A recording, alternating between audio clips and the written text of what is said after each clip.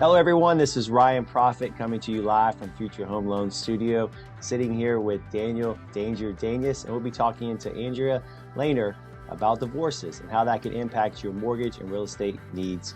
So listen in, and we'll answer all your questions at the end. Thank you. Okay. So can you tell me a little bit about who you are and your business and how you got into your business? Yeah, absolutely. My name is Andrea Lehner. I am a family law attorney that specializes in divorce and every aspect that comes with a divorce proceeding, which often includes child custody, financial decisions such as dividing marital assets and debts, alimony, and time-sharing child custody issues. And I have been exclusively practicing divorce and family law for 7 years. So I graduated back in 2014 from University of Miami, and my first job right out of law school was practicing family law.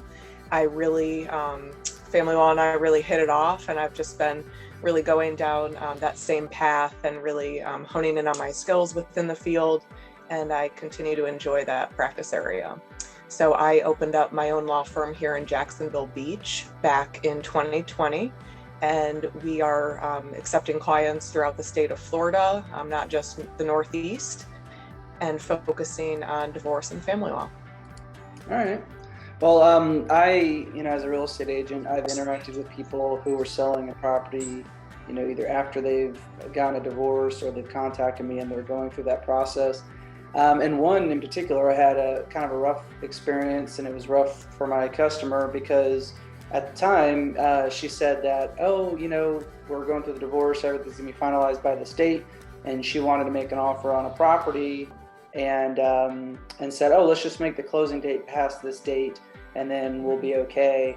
And then at the time, I didn't really know much about that, and I was kind of taking her word for it and what she was telling me from her divorce attorney. And we got it under contract, and then lo and behold, things took longer than they were expected. And for her to close on that property would have involved her soon-to-be ex-husband signing on certain documents. Can you speak to that a little bit about, why someone may want to finalize their divorce completely prior to, purchasing a home, or what kind of impacts that can have?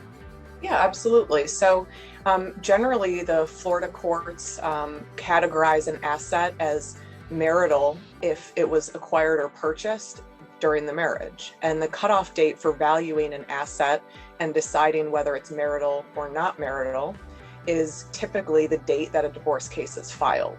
So oftentimes, if someone's in a scenario like you just described, they might want to consider entering into sort of a postnuptial agreement, a contract with their current spouse that basically says, we understand that we're still married at this time, but here's this carve out. This property is actually going to be deemed non-marital and you don't have any interest in it. And that's something that a person would want to speak with their family law attorney about so that they don't have any risk or exposure as they aren't divorced currently and they want to purchase a property within that time frame.